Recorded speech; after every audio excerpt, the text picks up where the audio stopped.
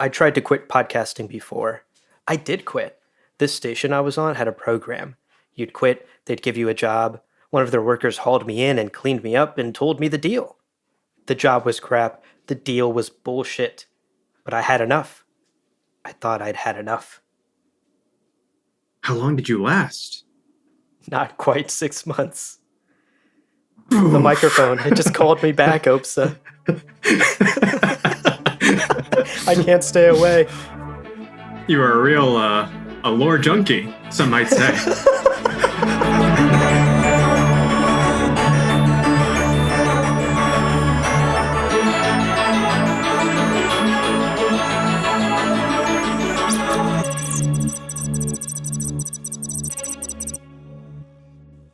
Welcome to Science Fiction Book Club, a podcast for bookworms and stargazers. In every episode, we dive into the pages of our favorite science fiction novels to break down the big ideas, ask the nerdy questions, and maybe, just maybe, learn a bit about ourselves along the way. I'm your host, Opsa, and joining me is Abu. Hello, hello. Excited for this episode. In this one, we're going to be covering Part 2 of Ancillary Justice. We're going to go over chapters 9 to 16. But before that, a little bit of housekeeping up top. That's right. A spoiler warning, folks. Make sure that you have read through chapter 16 of the book before you continue listening today. And of course, as always, we encourage you to read along with us and share your thoughts. So email us at sci-fi-bookclubpod@loreparty.com and join our Patreon at patreon.com/sci-fi book club pod. We post free reading guides and discussion questions, as well as bonus clips and bonus episodes and bloopers, all on Patreon. It's also where you can find the Discord link to keep the nerdy sci-fi discussions going with the fellow readers in our community. Joining our Discord is absolutely free. So all of those links will be in the show notes for you to check out once you're done listening. As usual, our game plan for today's episode will begin with a summary of the chapters from today's reading. Then we'll jump into our first impressions and predictions. And finally, we'll wrap up by diving deep into our sci-fi analysis. And one tiny reminder, we again want to be transparent about the audio for this episode not being the absolute best. Not this truly lovely audio you're hearing now. This is pre our upgraded mics and recording equipment, so just be forewarned that the audio is not the peak audio you've become accustomed to. And before we dive in, we'll just take a quick moment for a short ad break. This episode is brought to you by Shopify. Forget the frustration of picking commerce platforms when you switch your business to Shopify, the global commerce platform that supercharges your selling wherever you sell. With Shopify, you'll harness the same intuitive features, trusted apps, and powerful analytics used by the world's leading brands. Sign up today for your $1 per month trial period at shopify.com/tech, all lowercase. That's shopify.com/tech. Whoa. Landing an account this big will totally change my landscaping business. It's going to mean hiring more guys and more equipment and new trucks for the new guys to drive the new equipment in. I don't know if I'm ready. You can do this, and Ford Pro FinSimple can help. Our experts are ready to make growing pains less painful for your business with flexible financing solutions that meet the needs of your business today when you need them. Get started at fordpro.com/financing. Welcome back, everyone. Let's get into it. Let's get into today's reading, starting as always with a brief summary of our chapters. So when we left, we were following Syvarden and Breck on Nilt. Now, this is one of the core threads of this story here. And on Nilt, they finally link up with Perilous Strigan. And while talking to Breck, Strigan realizes that Breck is a corpse soldier, an ancillary. And after interrogating them a little bit about that, Breck finally opens up and shares her tale. It's enough to finally convince Strigan to give her the legendary Garced weapon and armor. Finally, they part ways. Syvarden and Breck arrive in Therod, a relatively tropical part of Nilt, though it's not long before Syvarden is up to their usual ways. While Breck is catching a show, Varden sells their vehicle for cash. Oh my Or at least God. tries to. Yeah. But definitely sell the vehicle. They get the cash. Yeah. And eventually, long story short, this leads to Breck having to save in a truly heroic moment Varden, who has foolishly fallen off a glass bridge. Oh my and God. Breck nearly dies in the process. That arc completes with, surprisingly, amazingly, Breck alive and recovering in the hospital at Therod. Varden apparently totally unharmed, but importantly, newly hip to the weapon in Breck's possession. That's right. A lot of action in the Breck Varden parts of these chapters. But meanwhile, we also have the story of Lieutenant On taking place. And things are rough for the lieutenant. She is completely shaken by what occurred with the Tan Mind, the massacre in the Temple of Ict. And the Lord of the Radch, Anander Minai, is not exactly the most comforting person after a massacre. The Lord of the Radch is quick to chastise her and dismisses her. She's like, "You're done. Go back to the ship. You are going off planet." So before departing the planet and returning to Justice of Torin, Lieutenant On and Lieutenant Skiat meet up one more time and they talk, and they both sort of dance around the fact that this conspiracy, this whole thing with the guns and Jen Shannon, must have gone up to literally the Lord of the Radch. No one else could have had that kind of access to be able to pull something like this off. They're both sort of talking around the fact that really the only suspect and the prime suspect is the Lord of the Radch himself. And Lieutenant Skiat is pretty blunt with Lieutenant On about how some of this is kind of her fault. He's not blaming her necessarily, but he is saying that there is a natural order to things. And Lieutenant On showed up and disrupted that natural order. Instead of working with the Tan Mind, the upper city, the rich upper class of this society, she went straight to Ors and worked with the Temple of Ict and the lower class. And that is simply not how annexations work. And so Lieutenant On has disrupted that balance and that tradition. Yeah, it's not how Radch society works. It's very hierarchical, as we've come to know. Absolutely. And of course, soon after, Lieutenant On finds herself back on Justice of Torin and off the planet Shisherna, where we get to learn a little bit more about what life is like on these ships. Yeah. They're doing this intergalactic travel and annexation, and we get to encounter some of the junior lieutenants. Right. And unsurprisingly, they're griping and complaining about effectively their boss, Lieutenant On, who seems to have few allies. Most, I think, interestingly, on the ship, not long after Lieutenant On's arrival, a stowaway joins them, or 3 stowaways, in fact. Hello. Lord Radch herself. Hello! 3 bodies. And moreover, commanding Justice of Torin not to let anyone know of her arrival. Wow. So she arrives in the dark of the night and wants to keep it that way. She finds herself on an unoccupied deck of the ship and is up to who knows what. But it is notable. Right. She does eventually, Lord Radch, that is, command Justice of Torin to travel to Valsky, which has come up in previous chapters. I don't know if you recall the planet that they had ravaged with the religious mosaics that they had captured. Right. Kind of reappears, and they find themselves on the way there. At which point, Anander finally reveals the key to much of the mystery so far. Yeah. She is a house divided. She has been at war with herself for 1,000 years. Oh my God. Yeah, completely unexpected. Wow. And by the end of this section, Lord Radch goes on to summon, interrogate, accuse, proposition, and then have murdered Lieutenant On. No! So painful. And this finally causes us to break, but also One S. Yes. Oh my gosh. Who finally, we come to understand, has been reprogrammed already by the pro-reform Mianai. Right. Who is also perhaps known as, in some camps, I'll leave it to you to say, Wokanander, as I like to call it. Wokanander!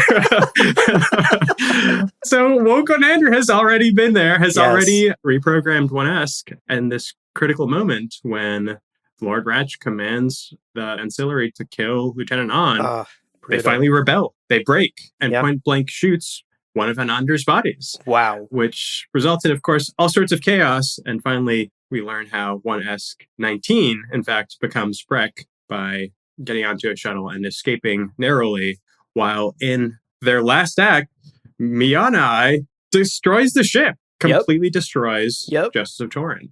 Yeah, and killing everyone on it too. Including themselves, of course. What a wild... I mean, chapter 16 was absolutely mind-blowing. I kept reading it, not believing what I was reading. And the minute Lieutenant On was ordered killed, I was like, whatever, Justice of Torin, no way they're gonna... Oh my God! You know, like, this chapter continuously blew my mind. Absolutely. And something that was so interesting and also made it really difficult to read was the fact that Wokenander has already been on the ship, right? And has already seemingly reprogrammed Justice of Torin and or 1S. Right. But 1S is pretending that's not true, so that the codes that the Lord of the Radch is inputting aren't working. But 1S is pretending there are, you know? 1S is over here like, yes, override complete.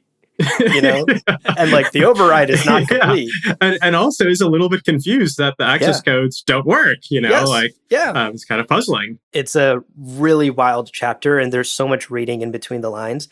And genuinely, if I hadn't reread it for this podcast, I don't know that I would have fully comprehended it on a first read when I breezed through it. Totally. There's so much subtext and so much like subterfuge happening between all the characters. It's super fascinating. It makes for great writing. Absolutely.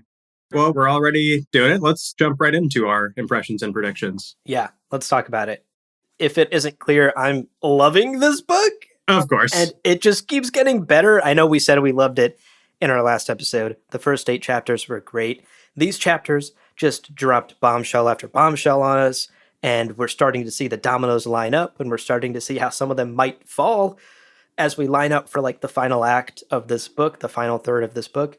It's all incredible. I honestly cannot wait. It was very difficult for me not to just keep listening to the book and stopping at chapter 16 so we could get through today's episode. I love that we're given answers to many of the burning questions that you and I had discussed in our last episode, right? Yeah. The conspiracy on Oars, we basically know that this Lord of the Radch was behind it and why she was behind it. We get more information on the conspiracy on Station Ime. Right. We learned the truth about Anandra Bainai, right? A house divided. We'll talk more about that in our analysis later. And then, of course, we finally learn the fate of Justice of Torin, the fate of Lieutenant On, R.I.P. to a real one, and we finally learn how Breck came to be Breck, the singular Ancillary versus the ship. All of that is so cool. These chapters were just jam-packed, not to mention the fancy sci-fi gun and all of the things that happened with Breck and Syvarden. But even though we got a ton of answers, I still have many questions, right? How is Breck actually going to kill the Lord of the Radch? Right. Shooting the Lord point blank didn't do anything. And the thing that I keep coming back to, and I think is going to come up quite a bit in this conversation, is what the hell is up with the Presker? Oh, so interesting. So interesting, because there's clearly so much happening in between the lines and in between these conversations that we don't know about. We'll talk a bit more about that in our analysis as well. I did want to say up top, though, one of the big themes in this set of chapters that really resonated with me was the idea of the noble choice, the quote-unquote noble choice, and why it's so hard to make. 1S puts it very plainly when speaking to the High Priest of Icht. Quote, "People often think they would have made the noblest choice, but when they find themselves actually in such a situation, they discover matters aren't quite so simple." End quote. And I loved that because this idea came around again and again throughout these chapters. Breck repeats this to Stragon when the doctor asks why more Radch soldiers and ships just didn't refuse orders during the genocide of Garced, right? You're objectively doing an evil thing. Why not just say no? Right. And this idea is so powerful because it is a tough pill to swallow. Breck is speaking the truth. The noble choice is not easy, especially in the moment.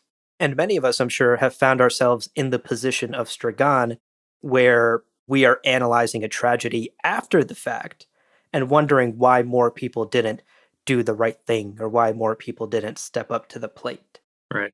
And what I found so interesting is the reality is that Stragon herself is kind of being a hypocrite here because Breck is technically doing the right thing by trying to assassinate the corrupt, tyrannical Lord of the Radch and Anandra Bainai that Stragon hates. Right. But here's Stragon not giving her the gun. Here's Stragon questioning her crazy goal every step of the way, right? How are you going to do this? That's impossible. What are you talking about? And to me, that's just proof, right? Like the noble decision is not easy to make in the moment. And a noble decision in the moment can often look like the crazy choice. And Right. it's perhaps only in hindsight that we look back and recognize the bravery of such a decision. Yeah. And it's this idea that sort of permeates all throughout these chapters and even all throughout this book. And it's really resonating with me because it's so true. You always fantasize that, like, in a scary, dangerous, horrible situation, you would rise to the occasion and be the hero. But the reality is that a majority of us would not. That's a tough pill to swallow about us, Yeah. about society, about human nature. Yeah, as I recall, only 4 resisted the invasion Yes. and genocide of the Garside. Right. Only 4 of individuals. thousands Yeah. of soldiers that were there. Yeah. So clearly, this book is really resonating with me in a way that I'm loving, and I can't wait for this final third. I will say, speaking about the final third, just a little nugget, a little seed I want to plant in our discussion today. I think Breck is going to have to work with the Presker to take down Anander Mayani. I Just like a thought. that. Okay. Just a thought. Yeah. Yeah, definitely. What about you? How's this book landing for you? Definitely similarly kind of resonated on a number of levels, challenged your beliefs about the stand that you might take. I mean, overall, I have to say, the book slaps. I mean, it's fantastic. It's incredibly Yes. well written. I mean, Yeah. it definitely challenges you intellectually, but there are just so many blockbuster worthy scenes Yes. in this middle third of the book. Right. There's that, of course, death-defying dive off the glass bridge that Breck makes. There's so many moments and there's so many satisfying narrative choices that you really feel like you're getting a solid payoff for your investment so far. And it's paced well for that being the case. Definitely. We understand now more fully what happened at Ime.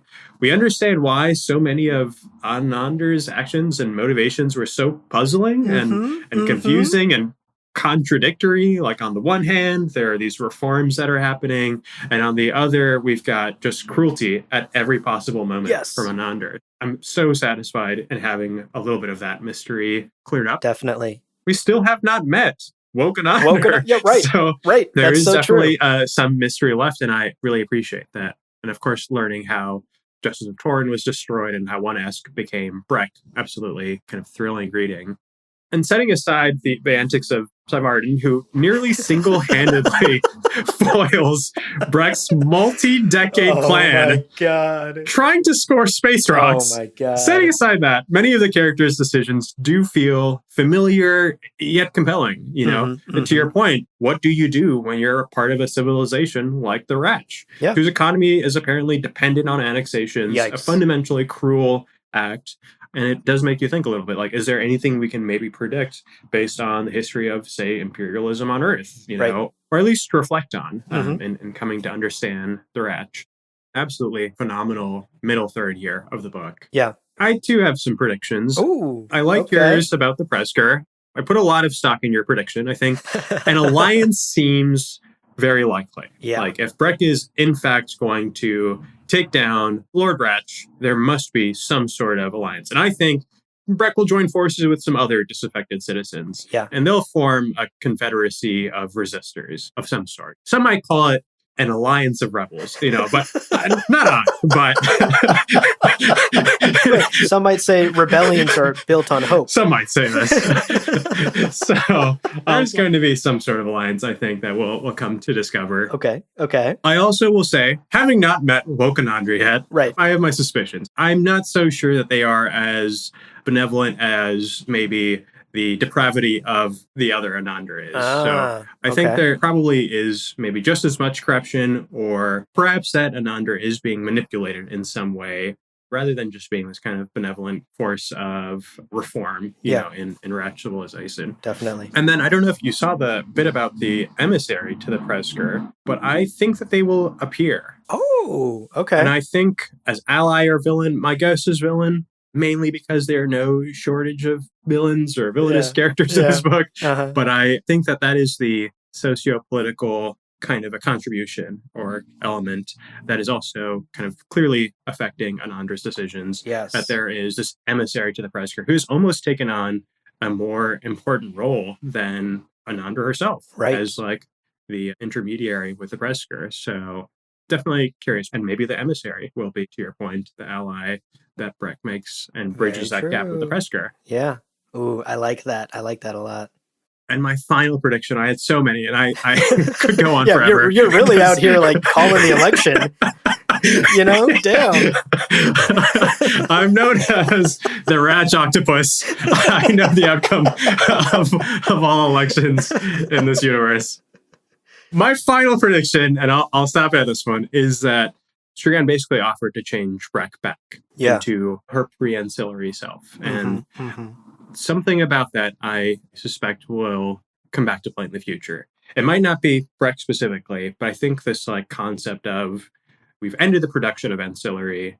We still have them. We still use them. Right. And it's kind of like, we're not going to make new slaves, but we'll keep the ones we have. Yeah, There's something right. a little icky about that. So I wonder if that'll kind of come back in a prominent manner later on. Yeah, interesting. That point really stuck out to me as well. And we have some notes on the ancillaries and how they're made and their consciousness a little later in our analysis, because there's some real icky stuff there to talk about. Absolutely. Absolutely. I did also want to mention very quickly, before we started recording, you had brought up an interesting thing about the title of the book and how now that we're over the halfway point, it's starting to sort of take a different shape for you.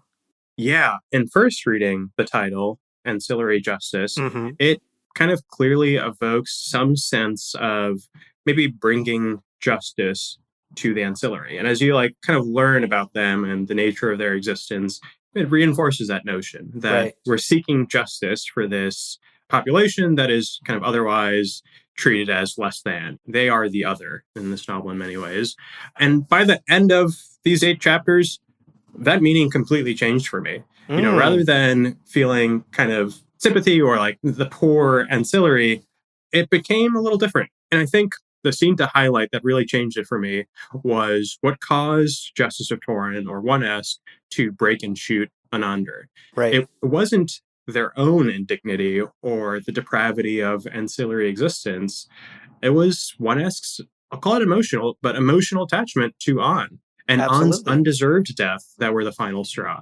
It was grief and anger at Anandra's treachery. Right. So I don't know. I think for me, the title isn't so much about pursuing justice for the corpse soldiers anymore.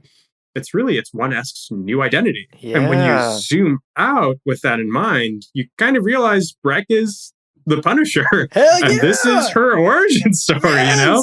She isn't 1S any longer, and she's certainly not Breck from Gerentate. She's the long arm of justice. She is ancillary justice. Boom! Roll credits.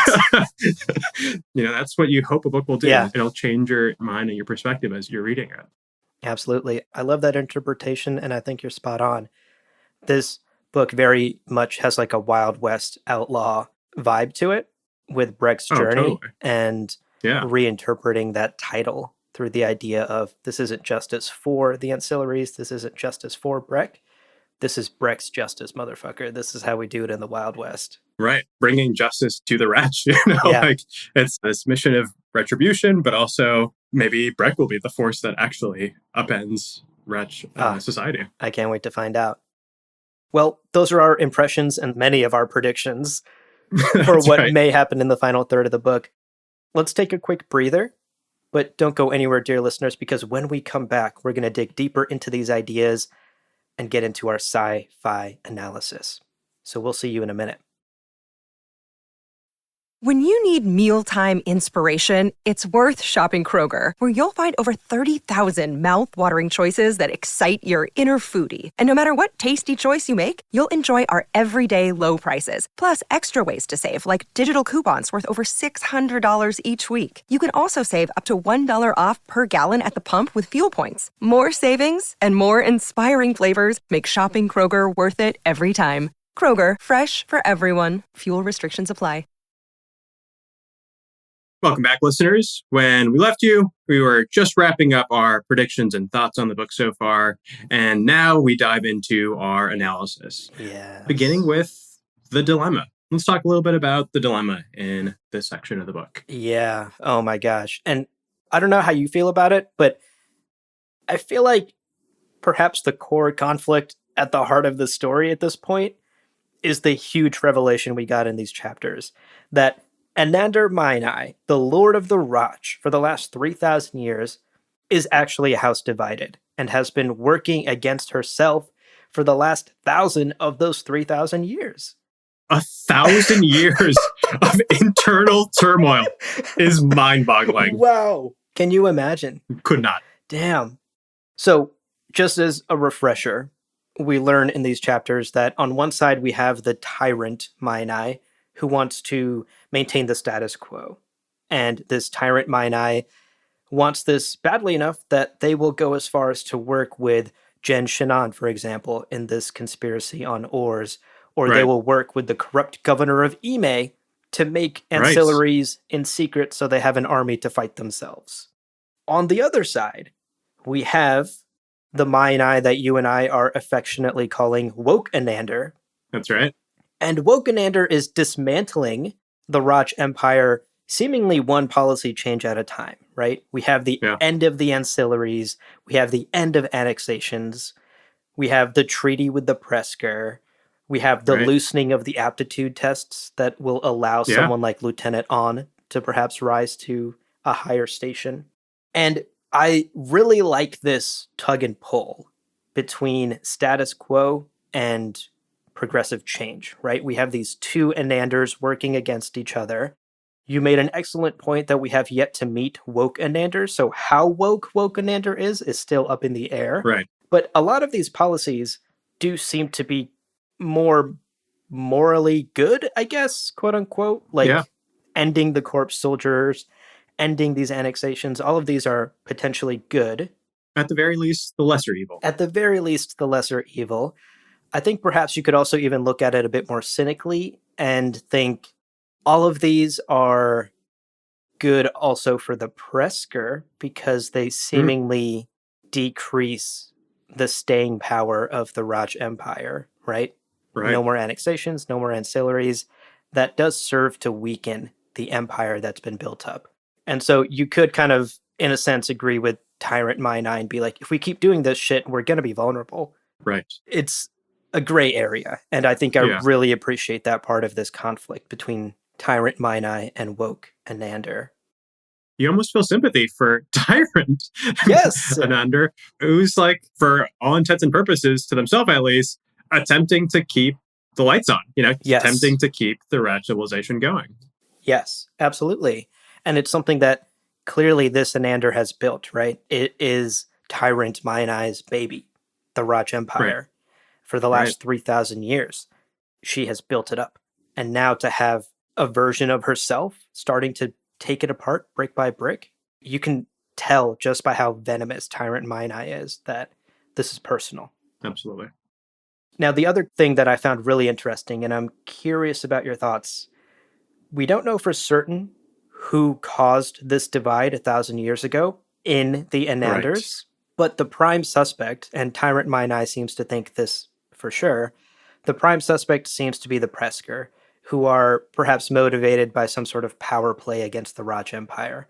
Take down Anander Mainai from within, weaken the Empire, and then we come in and swoop in and, do our thing, take over. That seems to me like too clear-cut of a reason for this to happen. And maybe it is just the fact that the simple answer is the right answer. I personally think, though, that this is a red herring and that the truth about the divide is something we have yet to learn and will perhaps be a plot twist later in the book about why this division happened. Yeah, that's a really interesting point. We do have a timeline, which is interesting. So we know that it was 1,000 years ago. And of course, 1,000 years ago is when the destruction of Garcet happened. Yes. And I'm trying to recall now the Ime Station conspiracy. Now that was well after. That was about 20 years prior to where we are, I suppose. Yes. So the wouldn't have been responsible. I mean, signs point to the Presker, but I agree. It is a little muddy. And I think Leckie might be deliberately kind of leading us down that path only to pull up a dramatic plot twist later on. Yeah. I did have one theory about it as well, which is really the question of Anander's humanity.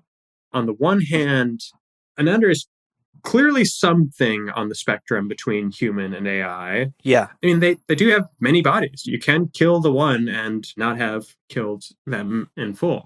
Right. And that is something that I wonder if will also play into the twist, perhaps, that maybe Anandra is an AI gone rogue, for example. Or maybe it was part of their initial programming. Maybe something to the effect of ensure the safety and security of the Radch homeworld. Yeah. Beyond that, maybe this is kind of uncharted territory for that AI, and that's perhaps what we've come across. But I have questions as well. The humanity question is very important, and I'm glad you brought that up, because no human in this world is living 3,000 years. Right. There's extended lifespans, of course, because of medical technology, but we haven't been told at all in this book why Anandra is still alive 3,000 years later. And we don't know where Prime Anandra is. Where's the OG original body? Where is the Good point. consciousness stored? Right. There's a lot of questions about the very existence of the Lord of the Radch. You're absolutely right. Yeah. I'm glad you brought that up. I think there's a lot of questions there still, and we'll just have to see what the final third of the book has in store for us. There is another dilemma, another conflict that I wanted to very briefly chat about, because Breck and Syvarden butt heads a lot in these chapters, clearly. Oh, yeah. And we get a lot of Syvarden backstory throughout these chapters. He reveals himself to be quite the messy, but also somehow endearing person. Yeah. And I'm curious how you feel about it, but he's personally kind of growing on me, right? Sure. Everyone else is like so badass and awesome and sort of self-assured, like Lieutenant On, amazing. Strigan knows what the fuck she's doing for the most part. Absolutely. Syvarden seems to be like the most human character, or the one that I can relate with the most, because I'm so confused. And definitely sort of the stand-in for the reader, right? Someone who's thrust into this world and has to figure out who, what, where, when, why. Exactly. So Syvarden, having learned more of his backstory, he's growing on me. I mean, he's still a dipshit and made a ton of dumb mistakes throughout this set of chapters, but it does seem like he's perhaps on the road to something. I don't want to say recovery, but he is certainly working alongside Breck, for better or worse, for now. On the flip side of that, I do wonder why Breck is still stringing him along. Why is Breck still helping Syvarden? It's tough, because I've read theories online that perhaps it's just residual AI programming, like Breck can't help but be in service to a captain, or even a former captain of Justice of Torin, of her ship. Yeah. There's also just the question of how human Breck is now after 20 years separated from her ship. Is it just something in her humanity, in her empathy, that makes her want to help Syvarden? I don't know. I am a bit of a house divided myself on this question, because I think it might be a little bit of both. Like, Breck's entire existence has been in servitude to her lieutenants and to her captains. Even if it's not her programming, it's just a hard habit to break, right? If you have spent the last 1,000 years just doing one job, it's going to be very hard for you, even in 20 years, to break the habits of that job. Yeah. But at the same time, I kind of do think Breck sees some of herself in Syvarden, right? Like, maybe she feels a kinship with this other lost soul who's looking for his place in the new universe that's now been created. Breck's own universe has been shattered 20 years ago, and now she's figuring out where she fits in all of this. I don't know. That's sort of my theory on it. I think it's a bit of both. Some of her residual AI programming, and perhaps a genuine sort of sympathy and empathy she feels towards Syvarden. Yeah. How do you feel about it? I can only plus one what you've said. I feel very similarly. There is, of course, this kind of weird cosmic coincidence or fate of them having been reunited at all on Nilt. Yeah. And how that in some ways maybe helps or perhaps hurts Breck's mission. But I do think maybe it did humanize Breck a little bit to Strigan, and enough perhaps to like have aided in getting the Garced arms from her. But I don't know. I also wonder at what point their paths will again diverge. Will Syvarden find themselves? But to be fair, it's been less than 6 months that they've been sober. Is this the final push for them to achieve their sobriety? Yeah. Yeah. Is Syvarden going to pick up the microphone again? Are they going to start podcasting? They can't resist it. Similar questions, though. Yeah. I think there are some other dilemmas as well. Okay. You've, of course, touched on this already, but there is just the nature of the rancid civilization of the Radch, Yeah. and what you do when you're in a civilization like this one, which I think is kind of an overarching theme or motif of this novel. Is the way you described it earlier, we're confronted with the noble choice. We're also confronted by the greater society and civilization that we're a part of, and how difficult it is to kind of move the maelstrom of history and the kind of forces of civilization. Any sympathy that you could possibly have for the Radch point of view, whether you compare it to our own life on Earth, for example, it's quickly eclipsed by really the grotesque reality of their culture. Deeply undemocratic, cruel, perverse incentives. Breck articulates it pretty well in chapter 16. If anyone who speaks up to criticize something obviously evil is punished merely for speaking, civilization will be in a bad way. No one will speak who isn't willing to die for a speech, and there aren't many willing to do that, which I think absolutely speaks to the heart of it. Right. It's difficult to make the right choices, and if you're a part of a society that punishes that, even more difficult. Right. How do you operate in a system where the punishment for doing the right thing or even speaking up about the right thing can be as severe as death? That's sort of the central question there. Also, in a different vein, the question of the AI. And Yeah. does Breck have a soul? Ooh, just that question. big Does question. Lord Radch have a soul? And it was interesting to reflect on the way that the Presker used significance, capital S, to determine whether violence towards a species is acceptable. I was struck by the thought that it mirrors quite closely how we define sentience. We don't, by any means, bestow onto machines and AI any of the characteristics that would make concepts such as dignity or injustice apply. Yeah. Even less so than animals, which we at least strive to treat humanely. So this question of sentience, or as the Presker call it, significance, is really, I think, a challenging one as well. Because, of course, we are in an age where AI is becoming a little bit more real, a little bit more manifest, even in our daily lives. And so this question of AI and sentience and souls, I think, is really well captured in this book. Definitely. And I think that actually segues us very nicely into our next segment, into the leap, because one of the leaps of science fiction that we are asked to buy into in this book is the corpse soldiers themselves, these ancillaries, and these AI that operate them. And as you're saying, normally for a computer, we would not apply any sort of human characteristics to. I don't feel empathy for my MacBook, right? I leave it plugged in all day, electricity coursing through its body, and I don't think twice about it. Constantly electrocuting it. Constantly. No problems. Not a single problem. Is that how people in the Radch Empire also think of ancillaries? And we get a bit of an answer to that question because we have this horrifying scene early in these chapters, I believe in chapter 9 maybe, where Justice of Torin needs to replace one of the ancillaries that was killed during the whole shenanigans on Oars. And this new segment being born and plugged in is like full-on body horror stuff. Like this scene was shocking to read. And this line in particular from Lieutenant On I wanted to share because this got me. It takes place just as Lieutenant On is sort of cradling this new body. Quote, "The segment gasped and sobbed for what seemed forever, and I thought maybe it was going to throw up, until the connection clicked home, and I had control of it. I stopped the sobbing." End quote. That gives me that makes me feel icky just reading that.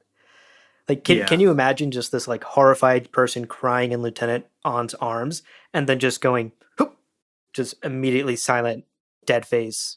Yeah. Horrifying stuff. And this obviously raises a lot of questions, some of which you've touched on as well about these AI, about the original human psyche that's within these ancillaries, right? Because they're not corpse soldiers. They're not corpses at all. They are living human beings. They are living humans. Yeah. Horrifying stuff. They're just like frozen in stasis until it's ready to pop them out and plug them in. But in that 2 minutes between being popped out and woken up and plugged in, they are themselves. They know what's happening to some extent. They can feel pain. They suffer. They suffer. And this raises so many questions for me, because now I'm wondering, is, for example, 1S's love of music something that it picked up from one of these psyches that it was plugged into? Or perhaps even like her emotional state, is her love of Lieutenant On something that's very human, that's coming from one of these ancillary bodies and not necessarily her AI programming? All of this raises questions about her programming as well, right? Like, are these things, the love of music, the emotional feelings about Lieutenant On, even the like emotional sort of annoyance and hatred of Syvarden, you know, she used to like fuck with Syvarden back in the day. Right. Is that a feature of her programming, or is that a bug of the ancillaries because the human psyches are still floating around in there somewhere? It's crazy to think about. And you had mentioned this earlier as well, but Strigon even suggests that this is true, that the human psyche, original human psyche, is still in there somewhere. Right. Strigon says, quote, "Your sense of who you are has a neurological basis. One small change and you don't believe you exist anymore. But you're still there. I think you're still there." End quote. Oh, wild stuff. And it completely changes my perception of the ancillary bodies. I had assumed up until this scene that these were just sort of like dead bodies that were just like walking husks for the AI. But they're alive. They're human beings that have been plugged into the fucking matrix of justice of Tauren. Yeah. It's horrifying stuff. I really like that perspective. It's changed mine as well. I've been thinking of the ancillary as just AI, and I've kind of forgotten that they are human flesh. They've got bodies and brains and hearts, and it sounds like also, as we kind of come to find out, they need to be alive. I think in previous iterations they had tried with dead bodies and unsuccessfully. So the fact that they are still alive is interesting. That this ancillary production at least requires this really depraved act of taking a living being with thoughts of soul, emotions, feelings, memories, relationships, and kind of terraforming them into this terraforming hybrid creature. Yeah. That's horrifying stuff. And it's this that makes me kind of side with Wokenander. I know we haven't met Wokenander yet, but Wokenander has ended the practice of ancillary soldiers. Right. And I'm like, okay, good. I'm a fan of that, because I don't know how debatable this is in the universe, but Strigon clearly believes that the original psyche, perhaps the original soul, some might say, is still in there, no matter how much you terraform the human on top and turn them into the AI. Right. And I believe with Strigon. I believe that like you can't just erase the human soul or the psyche, no matter how advanced this tech might be. It's clearly somewhere in there and perhaps influencing these AI in a way that maybe even the original creators never expected. I don't know. It raises a ton of questions, but I'm with Strigon on this one.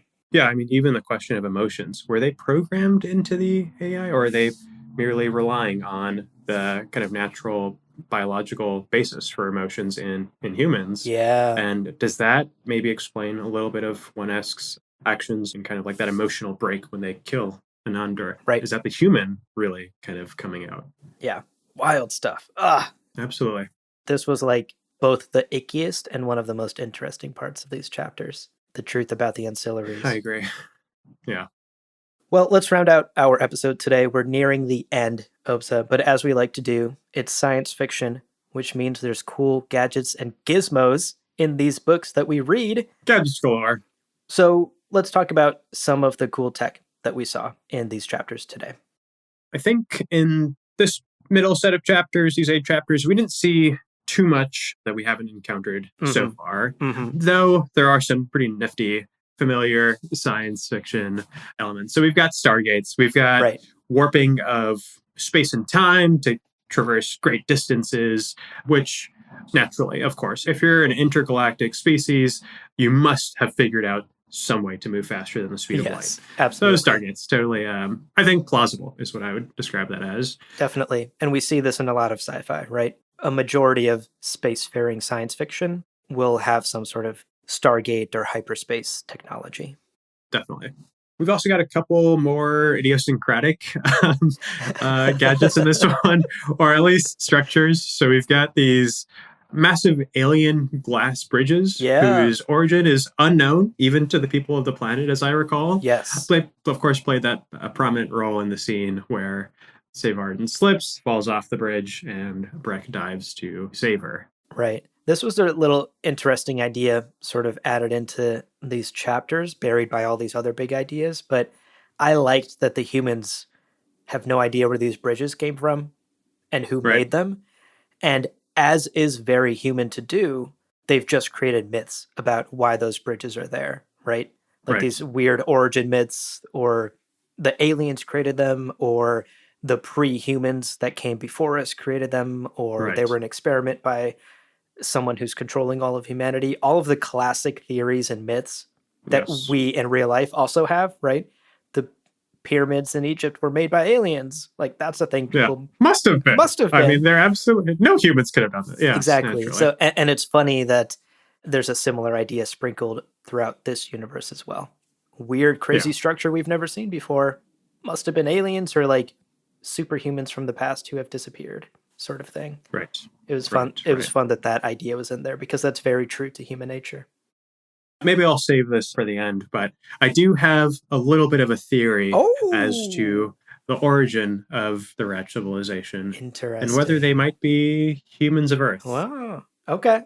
Yeah. Put a pin in that. We'll revisit. Continuing with the tech that we see in these chapters, we also, of course, have the very important cloaking, superpowered alien Presker gun that Breck has been chasing after for 20 years now. She's finally got her hands on it. It seemingly does what it is purported to do. It cloaks, it can't be detected, and it's going to fire through any and all shielding technology that the Radch possess. And it is going to be sort of the adamantium bullet for Breck to fucking kill Wolverine with.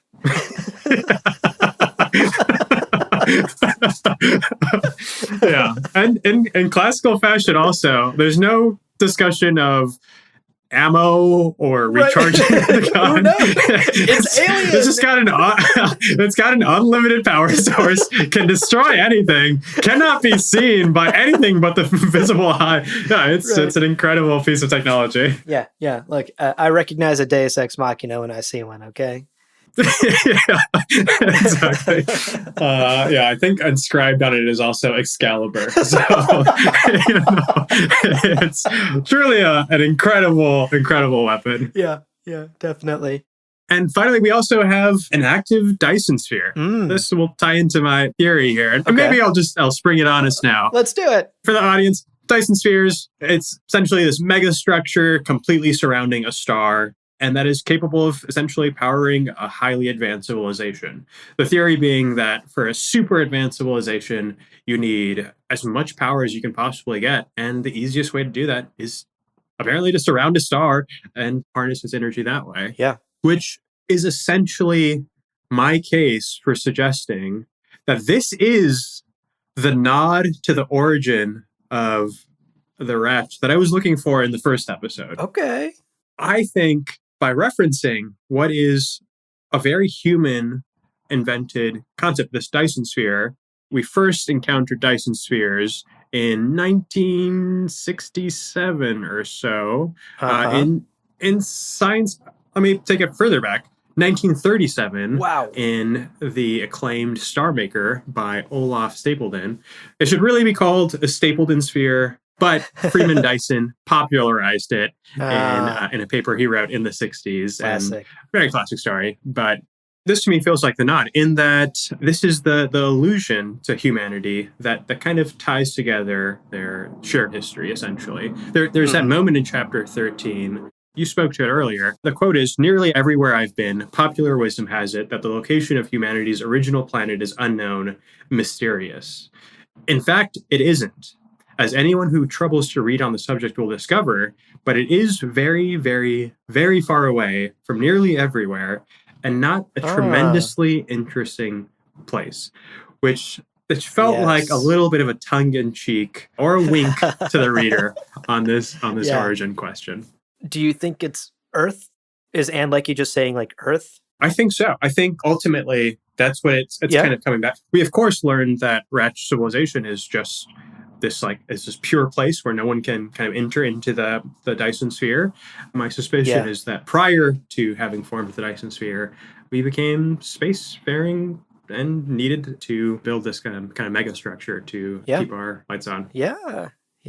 So maybe we have our answer, because you were wondering in the last episode, is the Radch Empire just like future us, just a future version of us, or is it like an alien species of human? Seemingly it is us. And boring ass Earth is at its center. Boo Earth, yeah. Maybe I'm reading more into it than I ought to be, but it's a highly specific reference to a posited Earth technology. No, I think you're spot on. I think that is correct, and I agree. It says boring ass, stupid milk toast, snooze fest Earth at its center. Right. Well, that wraps up another great discussion about ancillary justice. I cannot wait to see where this book leads for the next episode. As always, we got homework for you, dear listener. This time, your assignment is simple. Finish the book. For the next episode, finish reading the rest of Ancillary Justice.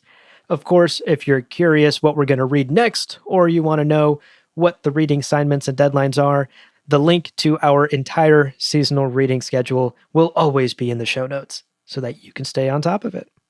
Maybe we'll finally meet Wokenander. Maybe we'll learn a little bit more about how Breck, in fact, plans to take her down. Right. I'm excited. We've got a lot ahead of us. I hope Wokenander is just like smoking a blunt and,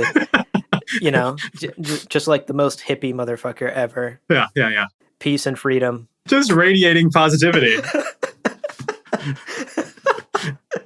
Just constantly surrounded by a cloud of something. Just a cloud. Just a cloud. Right. A cloud of positivity and other substances. Just follows her. That's right.